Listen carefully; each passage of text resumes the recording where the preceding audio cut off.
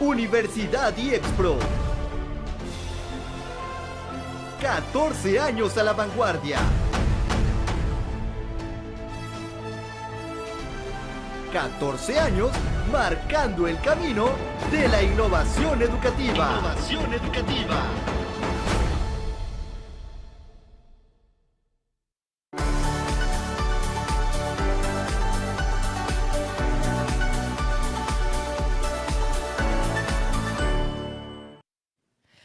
Hola, hola, muy buenas tardes a todos y todas. Bienvenidos a un programa más de Más Salud Mental para Todos. Este es un espacio hecho para ustedes en donde promovemos la importancia de cuidar nuestra mente. Mi nombre es Cintia Alcocer, es un gusto estar aquí con ustedes y que nos puedan acompañar en esta transmisión. Así también me gustaría presentar a mi compañero que siempre está aquí con nosotros, el maestro Pedro Marín. ¿Cómo estás, Pedro? ¿Qué tal? Bonita tarde. Hola, ¿qué tal? Bonita tarde para todos y como siempre, para mí siempre es un gusto poder estar con ustedes en un programa más y entusiasmado, sobre todo porque hoy vamos a hablar de un tema muy interesante. Esto es muy importante que a la mayoría de todos nos debe de interesar. El tema es intervención temprana en la detección de autolesiones en adolescentes. Vamos a explorar cómo detectar las señales de alerta y qué estrategias de intervención temprana pueden marcar la diferencia en la vida de estos jóvenes. Un tema demasiado importante, considero yo, porque también nos va a ayudar a establecer, ¿no?, algunos puntos más claros y ser objetivos en lo que está pasando en los adolescentes, ¿no?, que es una comunidad vulnerable. Así es, Pedro, justamente como conversábamos hace un momento, pues esta población pues tiene ciertos factores, ¿no? Ciertos factores que hay que conocer, que nos podrían ayudar muchísimo para entender más, ¿no?, sobre qué es lo que está sucediendo, sobre todo en el tema del día de hoy, que es la detección de autolesiones. Y hay una frase que me gustaría compartir con ustedes, y claro contigo, Pedro, que es la siguiente. Dice, escuchar sin juzgar puede ser el primer paso para prevenir el daño, ¿no? Esta idea resalta la importancia de brindar un espacio seguro y empático pues para los adolescentes, ¿verdad? Para que puedan expresar sus emociones, sus pensamientos y desde luego que sea desde un lugar sin temor a ser juzgados, o criticados. ¿Tú qué opinas, Pedro, de esta frase? Totalmente de acuerdo, ¿no? Esta frase, aquí nada más parafraseándolo, escuchar sin juzgar. Creo que esto es muy importante, ¿no? Que considero que todos debemos de hacer eso. Primeramente, escuchar lo que está pasando con los adolescentes y después, bueno, ponernos en contacto. Estoy completamente de acuerdo, como te decía, muchas veces las personas que se autolesionan lo hacen porque sienten que no tienen otra manera de lidiar con su dolor interno. Al escuchar de manera abierta y sin prejuicios, les ofrecemos la oportunidad de compartir lo que están viviendo, lo que puede ser el primer paso para comprender su situación y ayudarlos a buscar alternativas más saludables para enfrentar su malestar emocional. Y para continuar, les comento que hoy tenemos el privilegio de contar con un experto que nos va a ayudar a entender mejor este tema. ¿Qué te parece si lo conocemos? Así es, Peter, vamos a conocerlo. Nuestro invitado del día es el maestro Rodrigo Mijangos Ruiz. Él es licenciado en Psicología y maestro en Psicoterapia Gestalt. Bienvenidos.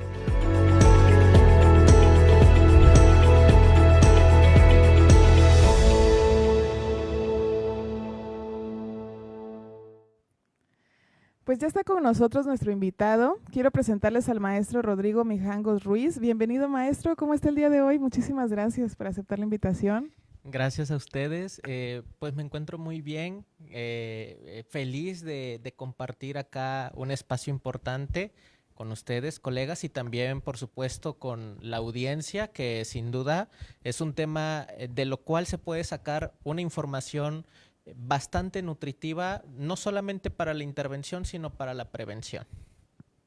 Así es, maestro, y pues le agradecemos bastante que pues esté aquí con nosotros, que nos comparte esta información tan importante. Y Pedro. Bueno, maestro, igual, ¿no? Bienvenido a este espacio y un gusto de poderlo tener con nosotros. No sé si me permite poder compartir una breve reseña de usted. Sí, claro. Ok, bueno, ya se encuentra con nosotros aquí el maestro Rodrigo y bueno, él es licenciado en Psicología y maestro en Psicoterapia Gestalt. Así es, Pedro, y además queremos que pues este sea un espacio interactivo, así que a las personas que nos están viendo en esta transmisión nos gustaría que puedan escribir sus preguntas, sus experiencias, sus dudas o sus comentarios para que al final del programa pues podamos contestarlas junto con el maestro. ¿Qué le parece? Me encanta la idea. Excelente. Y pues bueno, vamos a empezar con el tema del día de hoy. Vamos a empezar con una pregunta muy general, pero creo que podemos tener esta pregunta como base para muchos otros puntos interesantes. Y dice, ¿qué se entiende por autolesiones en adolescentes y cómo se diferencian de un intento de suicidio? Lo escuchamos, maestro. Bueno, las autolesiones van a variar dependiendo la característica de este fenómeno, ¿no? Cuando estamos hablando del suicidio, estamos hablando no de un trastorno mental ni tampoco de un síntoma, estamos hablando de un fenómeno psicosocial. Entonces, este fenómeno psicosocial se va a vislumbrar o se va a estudiar desde ciertas fases, ¿no? La fase de ideación suicida, la fase de la amenaza suicida, la fase de la conducta suicida. Cuando estamos hablando de una autolesión, estamos hablando de una persona que tiene la intención de hacerse daño, pero no por ello quiere decir que está buscando la muerte. Es decir, no es una amenaza suicida, sino la literatura lo marca como un gesto suicida.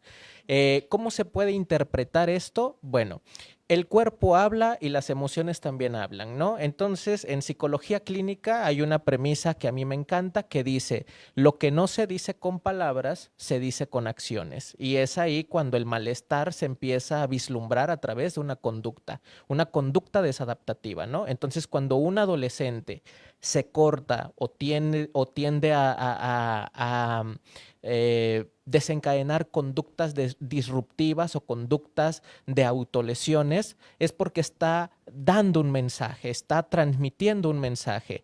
Y es importante observar y entender que muchas veces tanto las personas que se lesiona, tanto las personas que lo rodean, tanto el adolescente que lo está haciendo, pueden llegar a caer en situaciones de mitos, de decir, lo está haciendo para llamar la atención o lo está haciendo solamente porque quiere que se está haciendo la víctima. Y no es así. Ese tipo de situaciones son, ahora sí que usando un poquito de lenguaje coloquial, son como red flags que nos están diciendo, aquí está sucediendo algo y es importante poderle dar voz a ese comportamiento.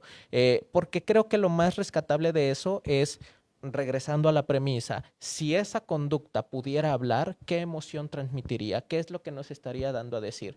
Entonces, sin duda alguna, los gestos suicidas son una comunicación que no se está verbalizando, sino que se está actuando. Qué interesante, maestro, sobre todo esto último que menciona de si una emoción pudiera hablar, ¿qué diría? ¿No? Y creo que concuerdo con esto donde menciona también de que el cuerpo habla. De alguna u otra forma va a salir, ¿no? El síntoma, por así decirlo. Y es ¿Tú qué que, opinas, Pedro? no, estaba pensando justamente eso, ¿no? Y es muy cierto, cuando nosotros no lo pasamos a través de la palabra, ¿no? Este significado que cobra el decir las cosas, de alguna manera, como decías, Cintia, ¿no? Se va a mover, el síntoma se va a mover, ¿no? Va a estarse alojado en alguna parte y va a querer salir. Y muchas veces los adolescentes, cuando tienen digamos, esta opción que ellos encuentran, ¿no? Para poder permear o poder decir eso que está pasando o manifestarlo es a través de autolesiones, ¿no? Obviamente hablamos del cutting. Y si le preguntamos a un adolescente por qué te cortas, muchas veces, alguna de las respuestas es no sé. Pero cuando entras ya un poquito más en confianza, te dicen, pues es que me hace sentir bien. O sea, de alguna manera este sufrimiento que yo tengo interno lo voy a sublimar a través de los cortes y creo que tiene mucho significado, mucho simbolismo esta parte de las autolesiones porque es el propio cuerpo, ¿no? Hacia dónde lo estamos o qué estamos lesionando prácticamente, ¿no? Uh-huh. Y acá mencionas algo importante. Cuando precisamente alguien que observa eso, lo primero que quiere preguntar es ¿por qué lo haces? Y muchas veces el adolescente no se da cuenta por qué lo hace, porque tiende a ser una conducta tan repetitiva que lo incorpora como parte de su personalidad. Entonces, en lugar de preguntarle por qué le haces, sería importante decirle en qué momento lo estás haciendo, porque es el entorno el que orilla a que una conducta desadaptativa pueda dar origen a un síntoma.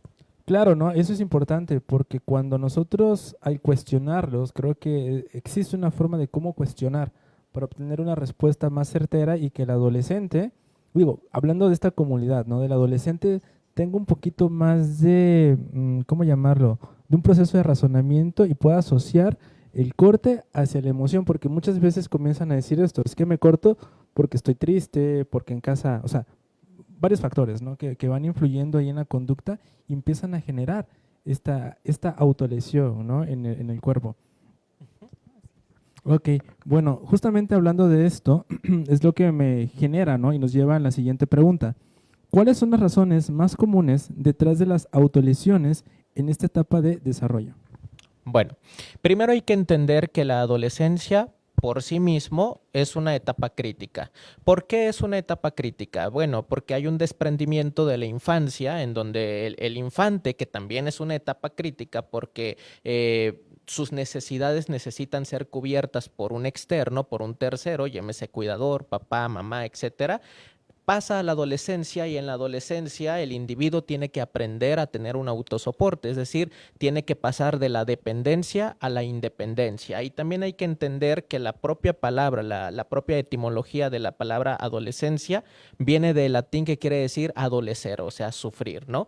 Y es un proceso de sufrimiento porque pues hay cambios físicos, hay cambios hormonales, hay cambios psicológicos, hay cambios sociales. Y me voy a detener un poquito en esto, en el cambio social, porque muy poco se habla de los cambios sociales. Todas las personas, absolutamente todas las personas, tenemos una necesidad, se llama la necesidad de afiliación. Es decir, afiliarte, por ejemplo, cuando vas al seguro y dices, me voy a ir a afiliar a tal seguro o a tal otro. Bueno, ¿qué quiere decir afiliación? Quiere decir pertenecer a algo, ¿no? Entonces, en la adolescencia esta necesidad está más elevada. Tienen una necesidad de pertenecer a un grupo, ¿no? Entonces, el entorno, recordemos que las personas tenemos un componente interesante ahí de lo biopsicosocial, entonces el entorno puede favorecer o entorpecer a un desarrollo importante. Entonces, a sabiendas de que en la adolescencia es una etapa crítica por la naturaleza de esta etapa evolutiva, si se incorporan situaciones como, por ejemplo, una familia disruptiva o malos hábitos en lo académico o situaciones de afiliación que puedan vulnerar a caer en alguna adicción como los videojuegos, las drogas, el tabaco, el alcohol, puede predisponer a que en algún futuro o en que ese momento se desencadenen ciertos trastornos como trastornos de ansiedad o trastornos depresivos que tienen una comorbilidad bastante marcada con la conducta suicida. Ok, creo que aquí nos comparte ya algunos conceptos, ¿no? Para ir aterrizando más sobre este factor que si bien menciona el cambio social, por supuesto, creo que muchas veces podemos estar centrados justo en el adolescente, ¿no? En él como persona o en ella, ¿no? En su caso. Y esta parte de la afiliación, ¿no? Que corresponde justo también al sentido de pertenencia, pues claro que va a tener ciertas bueno, siempre, ¿no? Limitaciones, pero también otras donde no hayan tantas limitaciones. Entonces, pues nos gustaría saber, cómo saber o qué señales podemos ir identificando, ¿verdad? De que un adolescente tal vez no está en un ambiente adecuado, ¿no? O por el contrario, perdón, en un ambiente disruptivo. Bueno, acá lo curioso es saber por qué hay adolescentes que por la naturaleza misma del escenario se conoce que están en un ambiente disruptivo, pero no caen en esto. Y porque hay otras personas que pueden decir, estar en un ambiente disruptivo para que hagan esto, más que si bien es cierto que el entorno puede ayudar a enfermar o a sanar a la persona, es importante también conocer los procesos biológicos, conductuales del individuo. Por ejemplo, aquí entra la capacidad de regular nuestras emociones. Una persona, imagínense un niño a los que nunca le enseñaron a regular las emociones, a los que cuando hacía un berrinche y en lugar de darle psicoeducación, de decir, si quieres que te prenda la televisión, primero tienes que hacer esto, lo primero que hacen es inhibir esa desregulación emocional y si el niño está haciendo un berrinche, entonces llegan y le dan un estímulo que no permea la regulación emocional. O sea, está llorando y le dicen, acá está el celular o acá está la televisión. Entonces eso en un futuro va a ser crucial, porque cuando llega la etapa de la adolescencia no va a tener una regulación emocional porque no está entrenándose. Entonces, ¿cómo observar eso? Bueno, primeramente tienden a ser personas impulsivas. Y cuando digo impulsivas no me refiero a que hacen las cosas así como de arrebatos, no, sino que tienen poca tolerancia a la frustración. O cuando algo no está saliendo como lo planean, tienden a caer en el desespero, en la ansiedad, en las conductas agresivas con mucha facilidad. Ujú. Esto que mencionaba, sí, esto que mencionaba es muy importante porque creo que también desde, o sea, nos situamos en la etapa de los adolescentes, donde se detona. Pero esto, como bien mencionaba, ¿no? En la infancia es crucial la colocación de límites y poder que enseñarles, o más bien que ellos aprendan a gestionar las emociones, pero sobre todo el trabajo de la tolerancia, planteando este panorama, ¿no? Diciendo que no es una familia que haya conflictos o que sea disfuncional, sino digamos una familia, entre comillas, modelo. El detalle aquí también es cuando desde la infancia comienza a haber signos o síntomas de violencia en la familia y esto ocasiona también esta manifestación de los síntomas de los niños. Cuando no está la tolerancia, pero también sienten frustración.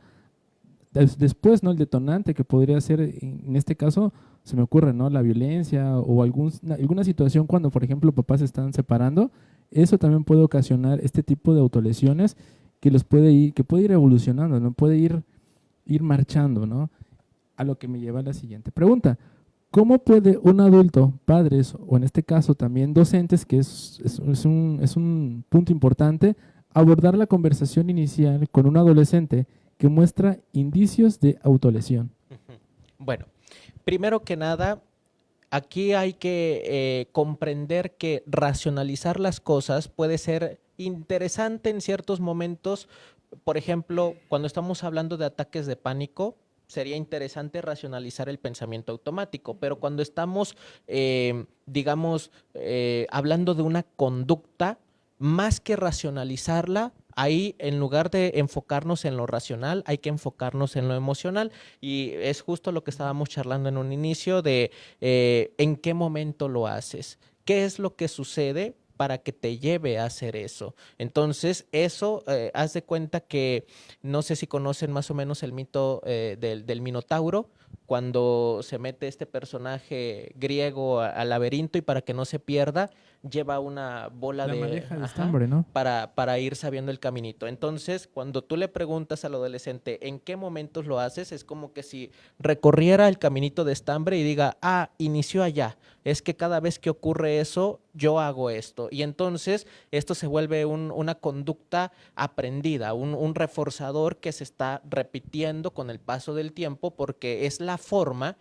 Recordemos que el cerebro nos ayuda mucho a la supervivencia, entonces es la forma en la que la persona está sobreviviendo a gestionar sus emociones.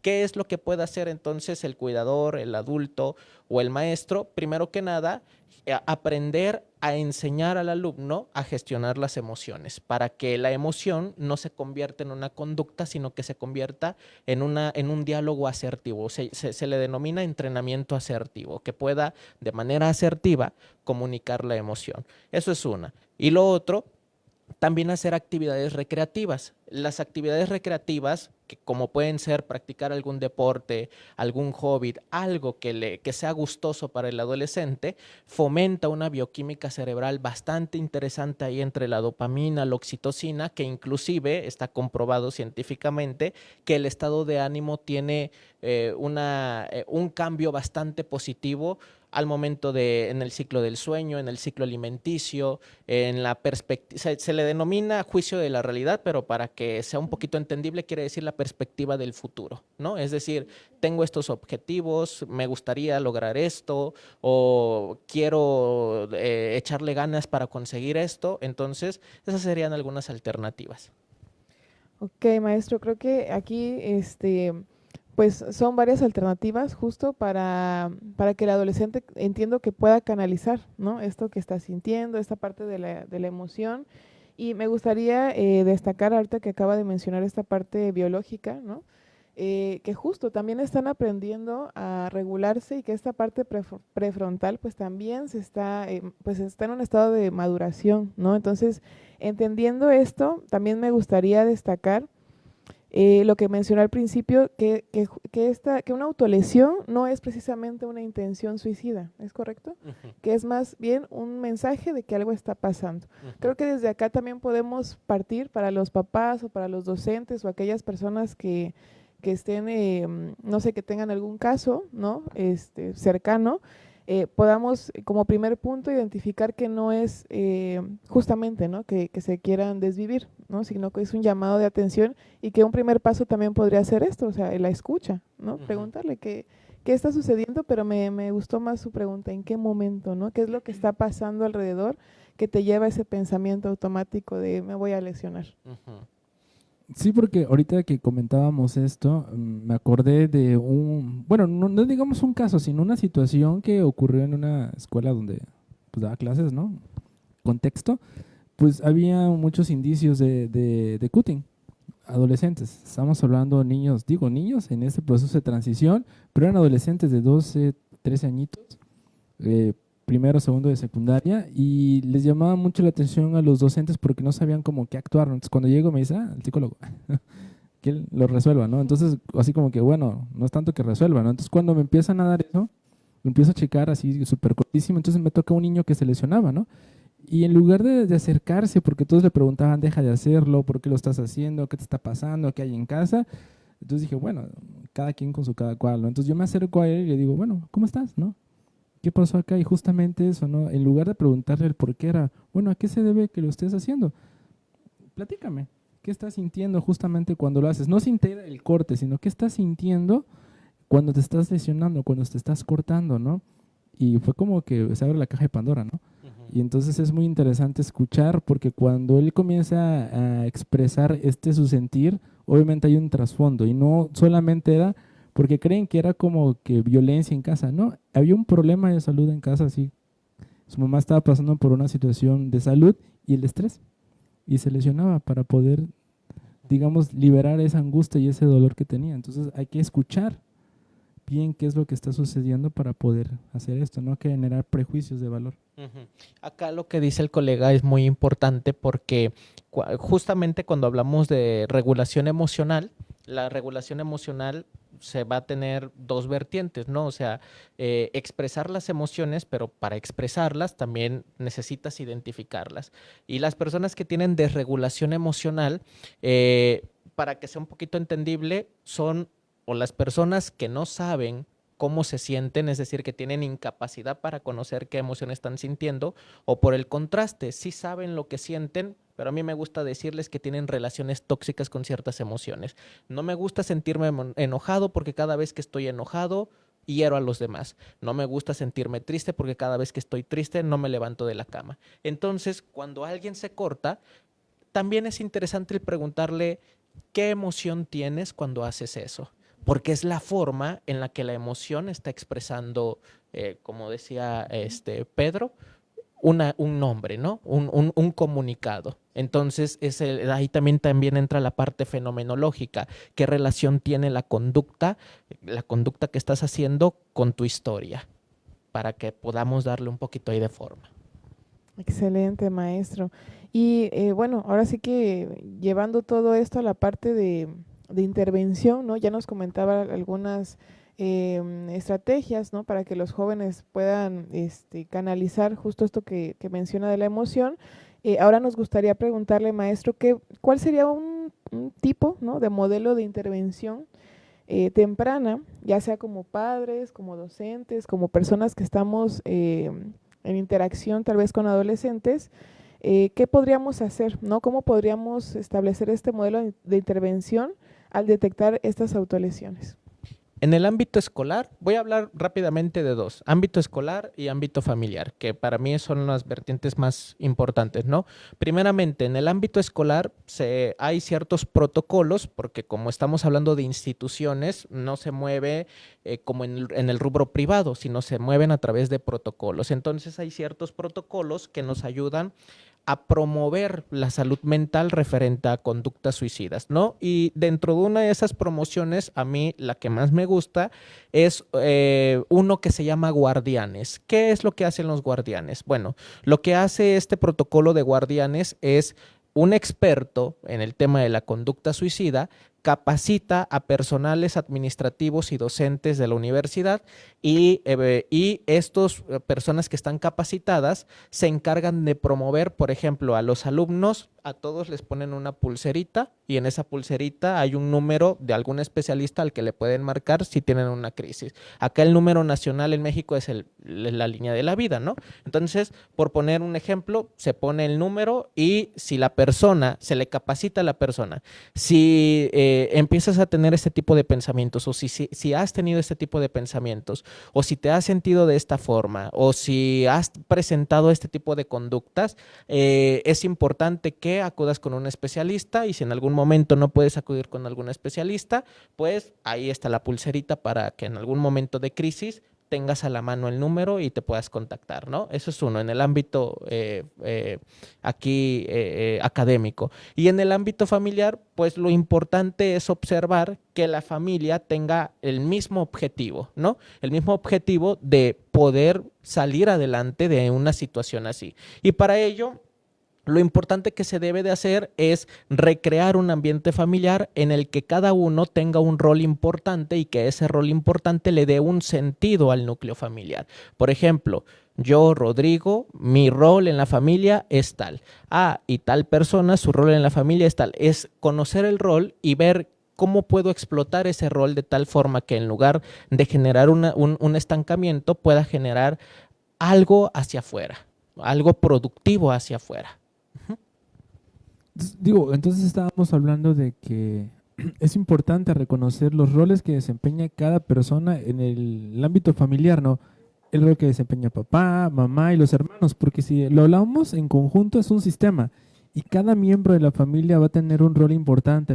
Y aquí, váyase la redundancia, lo importante es identificar qué rol desempeña cada quien y sobre todo creo que fomentar esto, ¿no? Una comunicación, pero una comunicación asertiva, una escucha activa, que existe esta empatía, que es entender, ¿no? Coloquialmente se dice, ¿no? Que tus papás sean tus mejores amigos, pero sí que le den esta, ¿cómo podríamos llamarlo? Permeabilidad, ¿no? De decir, ok, te voy a escuchar, pero aquí lo importante que siempre, no sé ustedes, pero en la práctica es batallar un poquito con los papás, es decir, aprende a escuchar, déjalo terminar, porque muchas veces empiezan, vete a hacer esto, o como bien decía, ¿no? El celular, distráete, ¿no? Lo que pasa es que tú quieres hacer esto y no le dan ese chance de expresarse, oye, es que me siento triste porque está pasando esto, ¿no?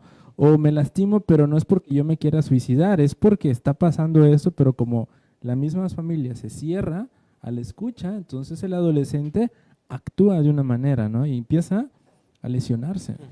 Y justo creo, maestro, también ahorita que mencionas esto del teléfono, creo que también es otro gran factor, ¿no? Que pues últimamente se ha visto pues también que se elevan estos niveles de ansiedad o incluso esta poca tolerancia a la frustración, también, ¿no? Puede devenir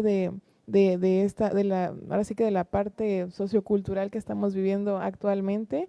Y a mí me gustaría preguntarle, maestro, porque me surge la duda, digo, hasta el momento creo que estas estrategias, si se pudieran aplicar en este momento estaría genial, ¿no? Y que pudiéramos ayudar de esa forma.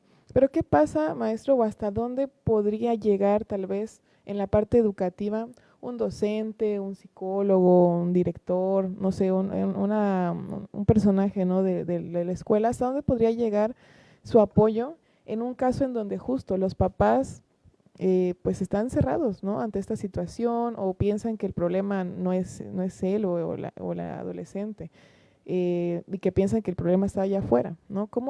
¿Hasta dónde se podrían llegar y qué podrían hacer en ese caso? Lo primero es que cuando una persona está cerrada es porque normalmente puede llegar a ser un poquito vergonzoso hablar de estos temas porque tiene una carga de mitos y de tabú bastante pesada. Entonces, lo que yo sugeriría sería quitar los mitos sobre este fenómeno, ¿no? Por ejemplo, citar a los padres a una consulta y cambiarle el nombre en lugar de decir su hijo venga aquí a la escuela porque tenemos un problema con su hijo. Usar la palabra problema ya te pone entre las cuerdas. Entonces, pues, si se cambia la palabra problema por algo que sea un poco más digerible para los padres, entonces recordemos que la interpretación es lo que nos hace crear una pseudo realidad, ¿no? Entonces, si yo digo, tengo un problema, voy a estar viviendo en esa connotación. Si le cambio la palabra, entonces puedo bajar un poquito la ansiedad por parte de los padres e inclusive, eso es un dato importante, muchas veces los padres tienden a tener esa resistencia porque normalmente con lo que se trata no es propiamente con la conducta del niño, sino con los síntomas del padre, porque es importante mencionar que la conducta del adolescente es un reflejo de la patología de los padres. Entonces, lo importante acá sería también citar a los padres, observar qué es lo que está pasando, tratar de generar este rapport, esta empatía, esta comunicación abierta y también promover en las áreas de salud, aquí en la escuela, promover a través, por ejemplo, de buzones, un buzón emocional, donde alguien pueda poner a través de post-its una frase que iría encaminado a alguien que está pensando en la muerte, ¿no? Y entonces esas frases, cuando alguien está pasando por un momento complicado y lee los post-its y dice, por favor, no te suicides, hay más oportunidades, y ve otros así, entonces dice, parece que esto no es tan malo porque hay personas que comprenden este sufrimiento, hay personas que le dan un valor a esta situación. Que lo están hablando, ¿no? Que lo están poniendo sobre la mesa, que es muy, muy interesante. Que eso es lo importante, ¿no? Hablar del tema y, como mencionaba hace ratito, ¿no? Dejar de estigmatizar este tipo de temas, porque el no hablarlos es lo que en algún punto empujara, ¿no? Esta situación. Y algo que me llama mucho la atención justamente en esta resistencia de los papás, muchas veces es este sentido de negación, ¿no? En casa todo está bien, pero regresando a este punto de afiliación, lo que hablábamos, ¿no? El sentido de pertenencia, es que muchas veces el adolescente no se siente perteneciente en su propia familia.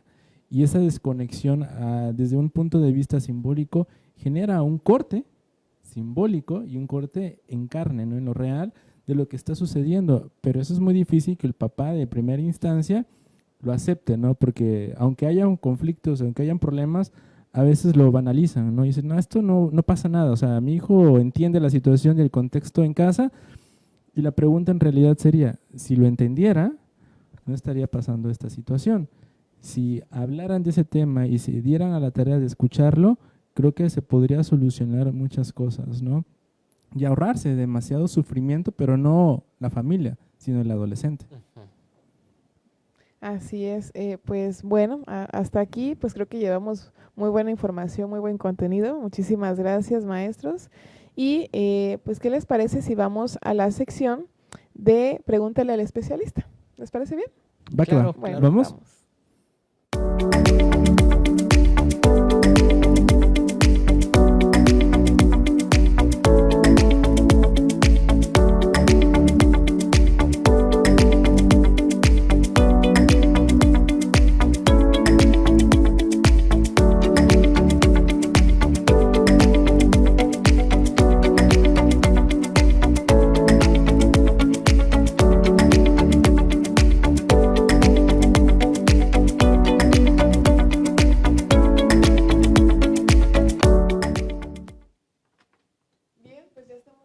Con Pregúntale al especialista, y en esta sección pues nos damos a la tarea de recabar algunas preguntas e inquietudes de personas que voluntariamente nos hacen llegar, con la finalidad de que conjunto a nuestro experto del día de hoy podamos brindarle algún consejo o estrategia de qué hacer o cómo hacer frente a ciertas situaciones.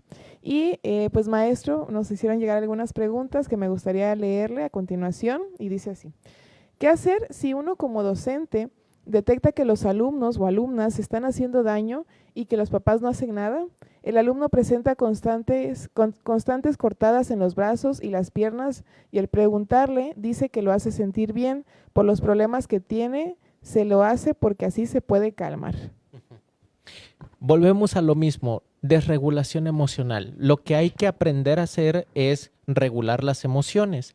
Los docentes pueden generar bueno, acá se me va a hacer un poquito complejo cómo explicar porque es un documento en físico, pero pueden generar un registro de comportamientos del alumno, que se lo dan a cada alumno y, por ejemplo, el alumno pone qué emoción prevaleció en mí durante la última semana. Esta emoción en una escala del 1 al 10, ¿qué tan intensa era? Del 1 al 7, porque tiene 7 días la semana, ¿qué tan frecuente fue? ¿Qué tan frecuente fue? A eso se le denomina operacionalizar, es decir, se le está poniendo un puntaje objetivo a algo que normalmente es subjetivo, como son las emociones, ¿no?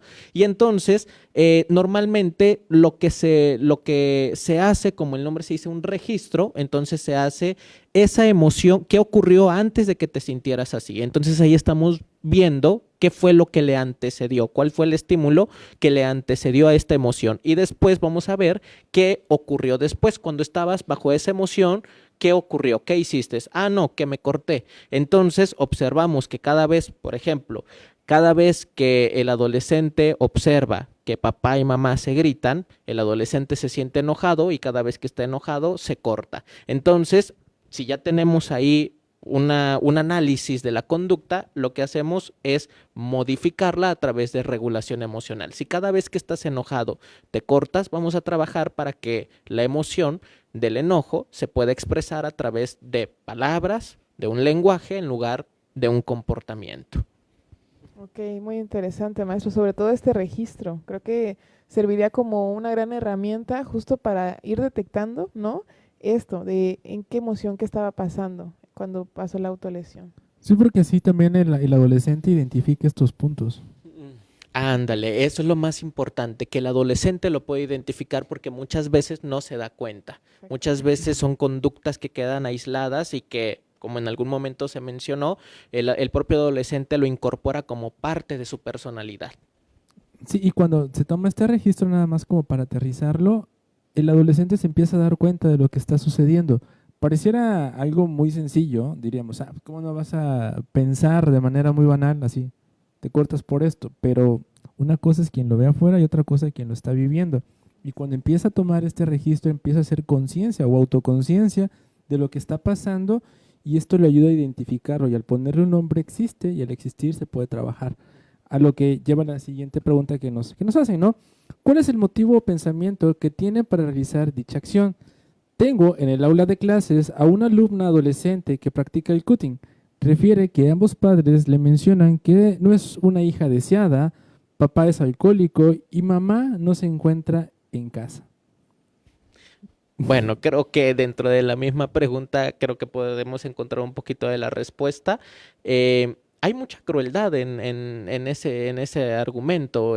Yo me imagino el hecho de decir qué situación se está presentando para que el padre le diga a la hija, no eres una hija deseada. Entonces, esa situación inclusive es una connotación de violencia que ya puede tener ahí un parámetro legal porque estamos hablando de una persona que también está siendo violentada y la violencia verbal se le denomina violencia psicológica, especialmente si está dirigida hacia una mujer. La Convención de Belém do Pará especifica la tipología de las violencias hacia las mujeres y la violencia psicológica es la que tiene un puntaje más alto. Uno diría, es la violencia sexual. No, es la violencia psicológica y lo peor de todo es que es invisible en el sentido de que, por ejemplo, uno no sabe si eso va con la intención de hacer sentir a la persona mal o si dice, es que me lo está diciendo mi papá, entonces a lo mejor tiene razón. Entonces, lo que yo sugeriría sería primero, no sé cuántos años tenga la alumna, pero sería concientizar a la alumna de que eso que está ocurriendo es un acontecimiento de violencia.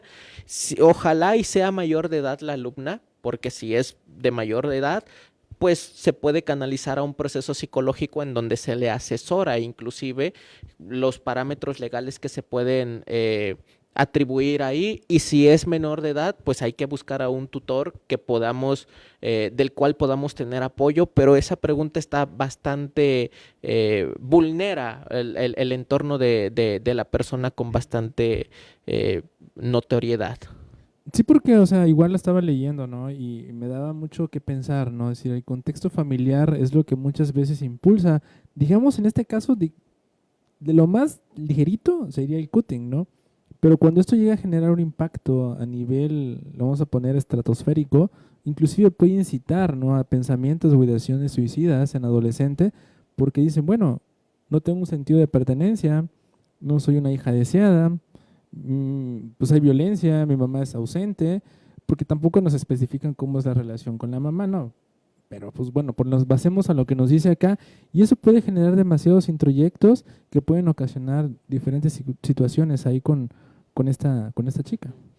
Acá lo importante que hay que rescatar es que el problema no es personal con la hija. O sea, mamá no dijo, por ejemplo, si la hija se llama Guadalupe, mamá no dijo, no quiero ser hija de Guadalupe. O sea, no, el problema no era personal. Mamá no quería ser mamá, simplemente. Pero no es como que se lo atribuya a un comportamiento personal de decir, yo no quería ser hija de Guadalupe. También pudo haber sido Pedro y pudo haber dicho lo mismo, ¿no? Pero en esta connotación lo importante es que se refiera a la alumna de que no es una situación personal. Evidentemente sí se necesita trabajar en un campo multidisciplinario, porque necesitamos otros rubros que puedan atender también esta situación. Sí, no, eso es importante, considerar esto para poder tomar en cuenta lo que está pasando y de alguna manera decir, ok, no es tan personal, pero también nos acordemos de que aunque no sea personal, muchas veces en los adolescentes toman el comentario de quien viene, y si son de los padres, genera un impacto todavía un poquito más pesado, ¿no? Por supuesto, claro que sí. Y pues ahora sí que abonando a esto, considero también que sobre todo creo que el trabajo está más con los padres a veces, ¿no? Y justo retomando otra vez lo que comentó maestro, el factor social, que el día de hoy creo que es un factor clave en esta conversación, ¿no? Qué tan importante es que haya alguien para ese adolescente. Y pues también, maestro, hay muchas preguntas que nos están haciendo llegar en este momento, entonces, ¿le parece bien si pasamos a las preguntas del público? Sí, claro, sí, claro. Va que va, vamos con ello. Muchísimas gracias.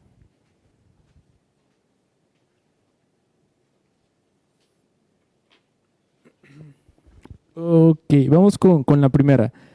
Gabriel González.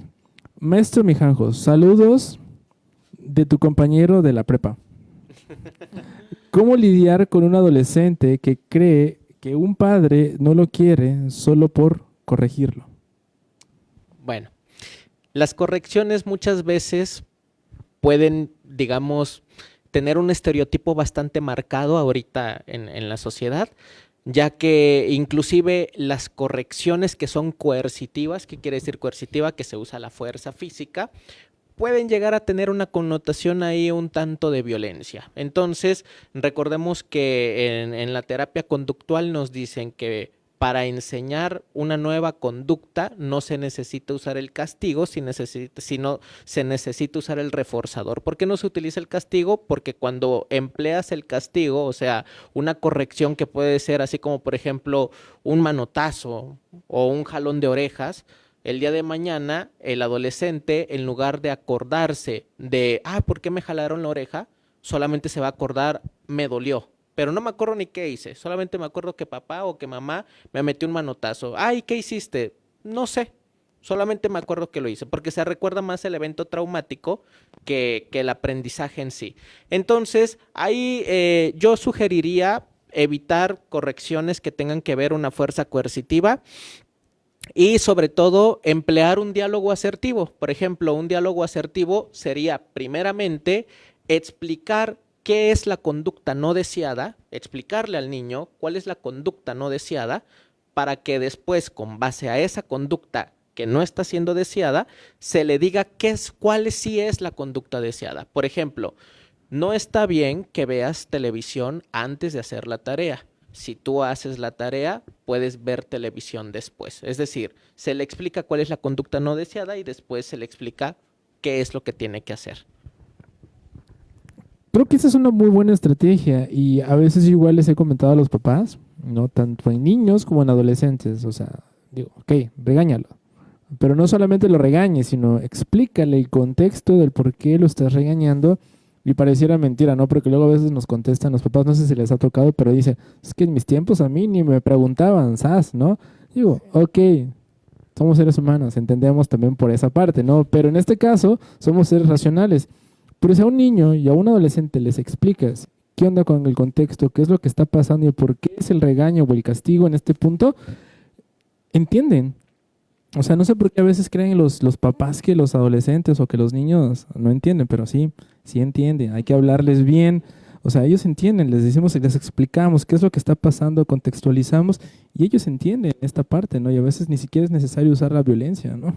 A veces llegan los padres a consulta diciendo, es que mi hijo no respeta la autoridad.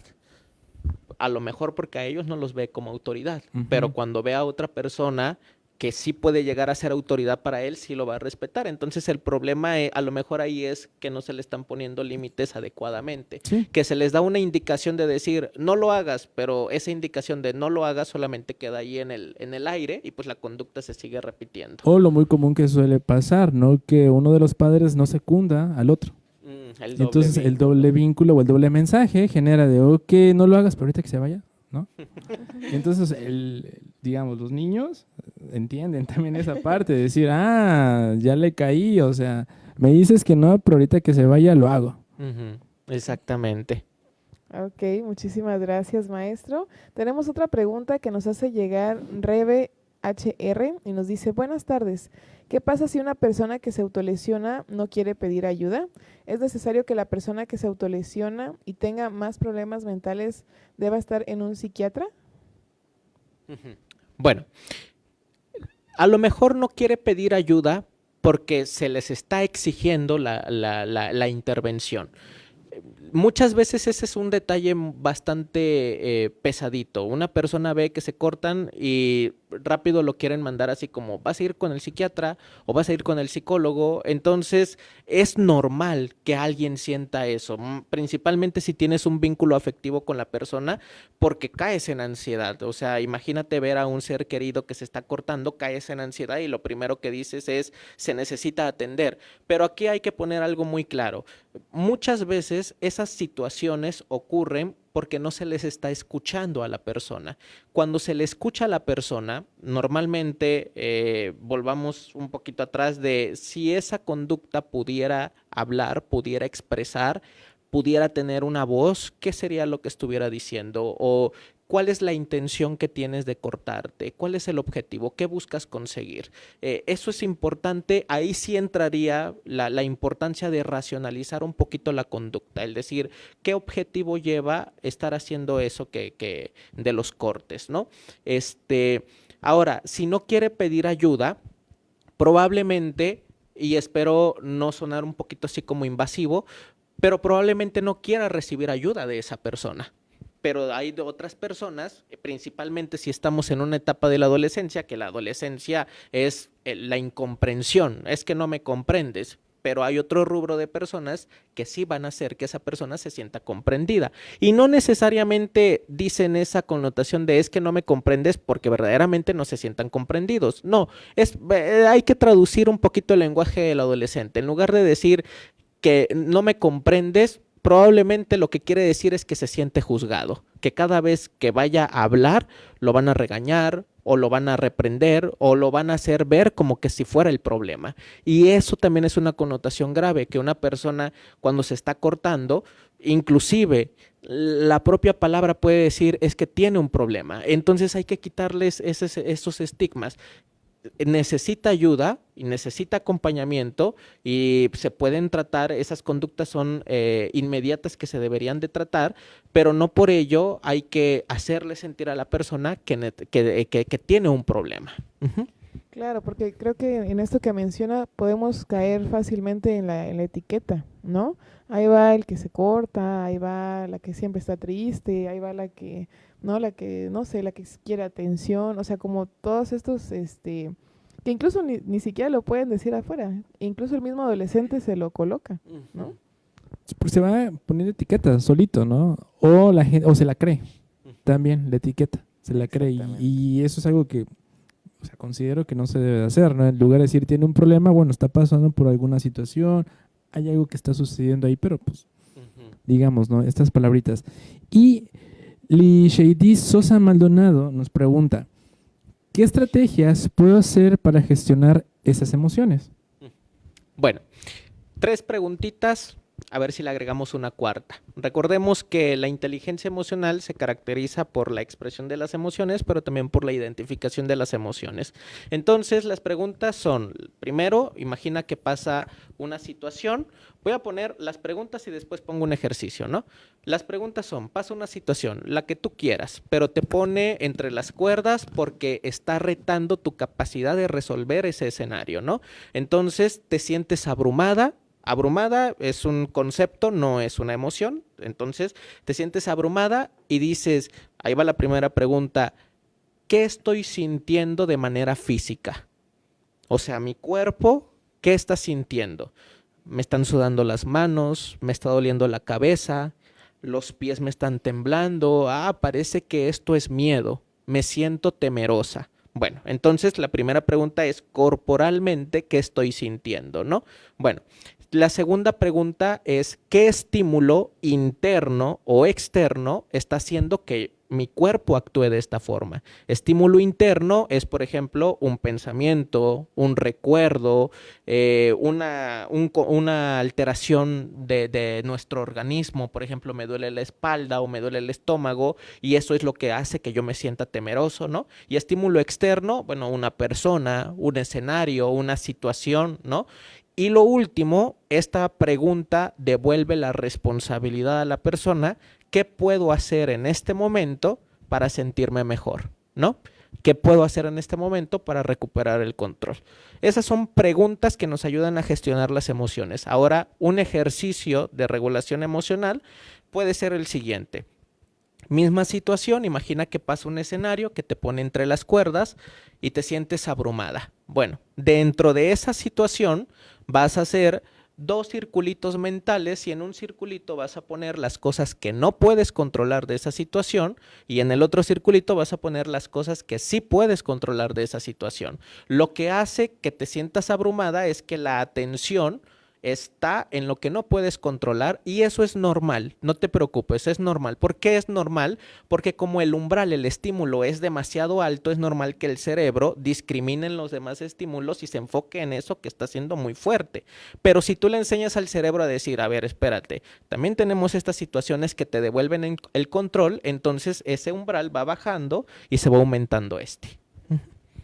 Excelente, maestro. Ahí podríamos destacar también la participación de la amígdala, ¿no? Que se intensea muchísimo, se inflama y entonces, pues, a lo que voy es que también tiene una explicación biológica, ¿no? Desde el punto de normalizarlo y decir, bueno, cuando sucede una situación, pues el cerebro lo único que quiere es ponerte a salvo y cree que de esa forma lo logra, ¿no?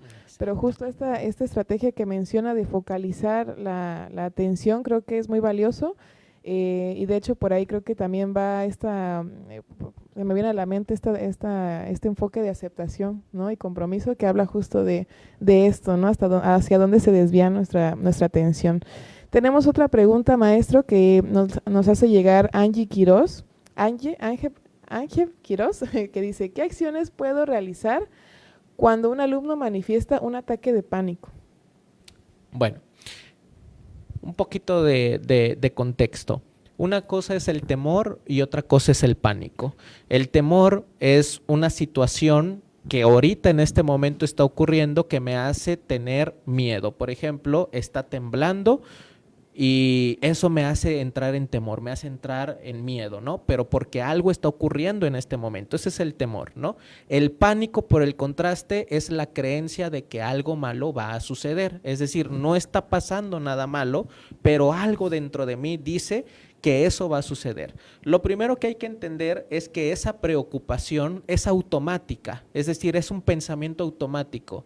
Viene sin que tú lo construyas y el alumno debe de tomar conciencia de eso, que es un pensamiento automático. El problema es que como es en automático, uno lo toma como realidad, porque dice, ah, caray, pues sí, lo estoy pensando, entonces sí es real. Más aún cuando este pensamiento se torna rumiante. Rumiante, acuérdense de la vaca que tiene 4 estómagos y está mastica y mastica, entonces un pensamiento rumiante es aquel que viene una y otra vez y ¿me estará siendo infiel?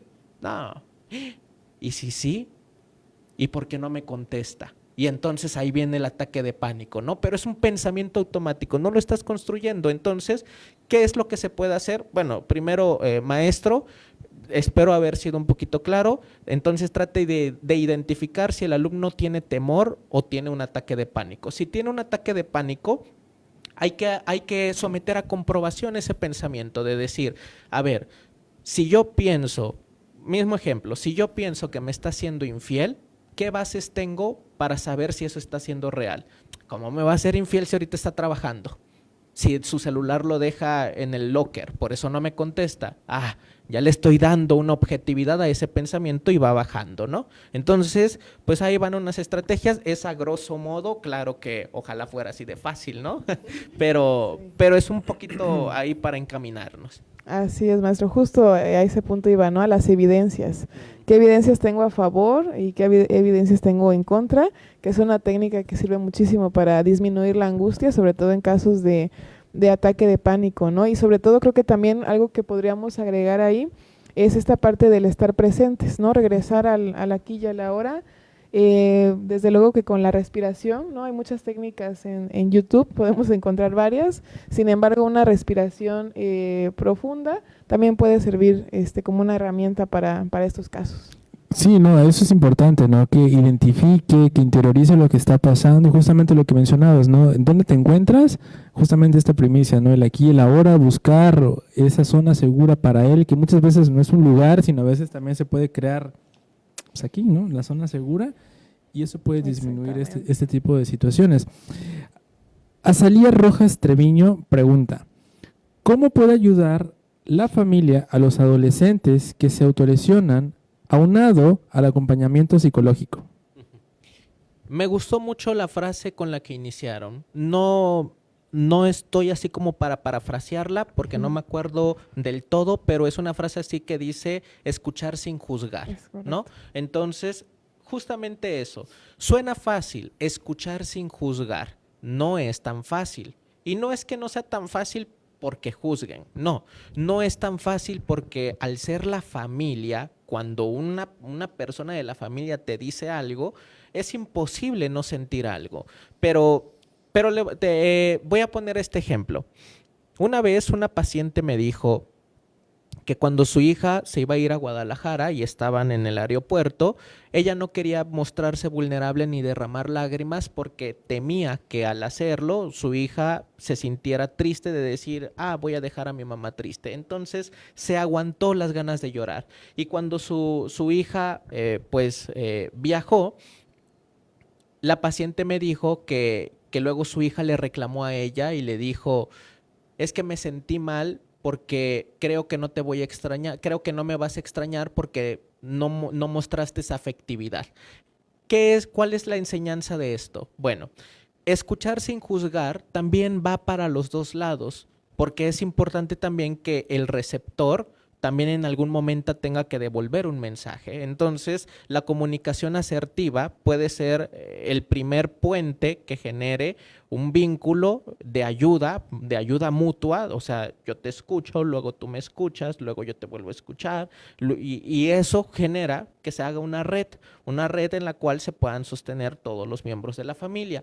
Y algo que se hace, por ejemplo, en la terapia sistémica, que normalmente se atienden a terapia familiar, lo que se hace es algo que se llama repartir el síntoma. Por ejemplo, si una persona dice, es que yo soy un estorbo para mi familia porque siento que ellos estarían mejor sin mí, se le pregunta a un miembro de la familia, ¿cómo percibes tú a Rodrigo? ¿Qué rol tiene Rodrigo en la casa?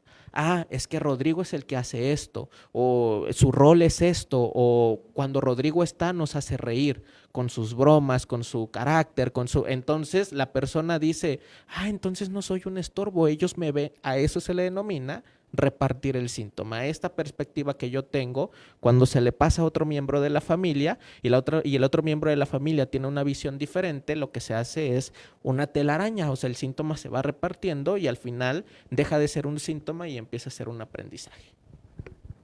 Creo que eso es importante, ¿no? Creo que esa es una muy buena herramienta, ¿no? Repartir el síntoma, en otras palabras, y más chiquitito y más para que nos entiendan, es como decir, ok, esto es lo que está pasando y es como que, ok, esto es para ti lo que representa, esto es lo que para ti significa, esto es lo que estás sintiendo y al final se genera un aprendizaje porque también la misma familia se integra y forma parte de ello, ¿no? Retomando este pedacito, ¿no? Entonces el adolescente, quien no se sentía perteneciente y quien se sentía juzgado, ahora ya comienza a sentirse perteneciente, comienza a sentirse escuchado y sobre todo, ¿no? Ya no hay juicios de valor que tal vez lo están estigmatizando y se siente apartado, sino también se siente de, ok, entonces sí puedo contar con mi familia, ¿no? Entonces sí me están escuchando, ya me están comprendiendo, ¿no? O están aprendiendo a comprenderme, o también yo estoy aprendiendo a transmitir lo que estoy sintiendo de una manera más objetiva y más propositiva. Creo que eso podría ser una gran herramienta. Exactamente. Así es, maestros. Y pues queda una última pregunta, maestro, que nos hace llegar Pau Guzmán. Ella nos pregunta si hay algún material que como especialista pueda compartir para que en las escuelas se pueda compartir o trabajar para apoyar a adolescentes que se ha detectado que se autolesionan. ¿Cómo sugiere continuar después de la técnica de registro del comportamiento? Bueno, el registro de comportamiento, como estos registros son precisamente para decir qué ocurre antes de que la persona haga esta conducta, el primer punto es registrar qué ocurre antes, qué ocurre durante y qué ocurre después de esa conducta. El siguiente punto ya lo tiene que atender un especialista, o sea, se manda con un psicólogo o con un terapeuta especializado para que le dé un seguimiento a esa situación. El maestro, creo que la mayor labor es la promoción de la salud mental. Entonces, un buzón de emociones, por ejemplo, cada vez que va a iniciar las clases, hacer ejercicios de gestión emocional, si son niños de primaria, de secundaria o de preparatoria, por ejemplo, poner una tablita con algunos stickers y una carita sonriendo, el otro con una lagrimita, el otro furioso, y pedirle a los alumnos que vayan pasando uno por uno y que identifiquen y que pongan una fichita dependiendo a ver cómo se sienten el día de hoy. Hacer la aclaración que todas las emociones son válidas, que no hay emociones desagradables y que es importante también el observar si la persona cuando se siente de determinada forma llega a hacer cosas de las cuales se avergüenza. Eso es importante, por eso muchas veces las personas llegan a reprimir sus emociones porque se avergüenzan por lo que hacen o por cómo los hacen sentir los demás ante esa situación, ¿no? Bueno, entonces yo creo que lo más importante acá sería hacer dinámicas de promoción, un buzón de emociones, las cuestiones acá de los post-its, identificación de las emociones. Y pues bueno, material como tal sí tengo bastante, pero lo tengo en la nube, entonces sería cuestión de checarlo. Claro que sí, maestro. Le agradecemos muchísimo por sus respuestas. Por ahí quedaron pendientes algunas preguntas. Nos gustaría, maestro, que nos pudiera apoyar posteriormente para que las contestemos en línea. Sin embargo, nos gustaría pasar a nuestra siguiente sección que se llama Desconecta y Reconecta. ¿Les parece bien? Vamos. Sí, sí.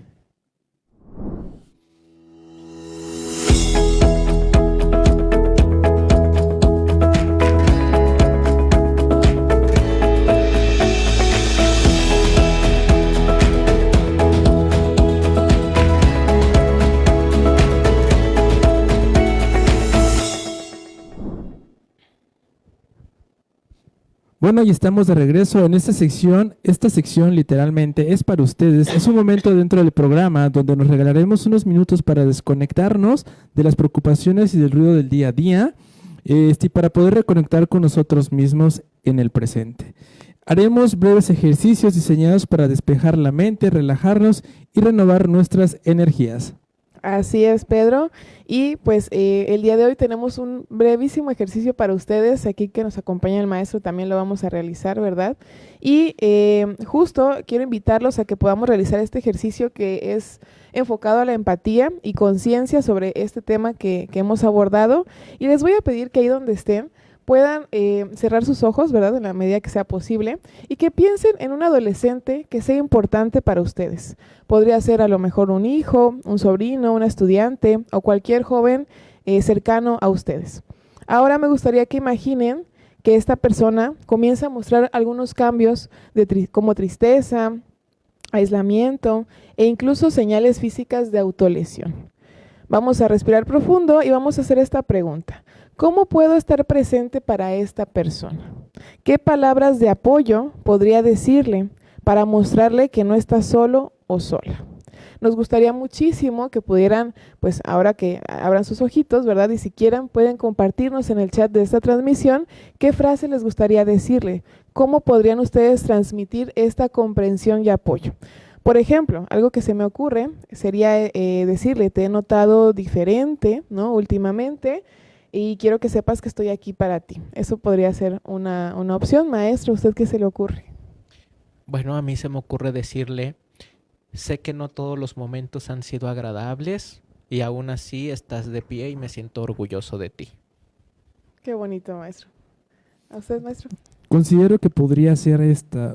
Por muy difícil que aparente un problema, siempre habrá una solución perteneciente. Puede tardar, pero siempre habrá una solución.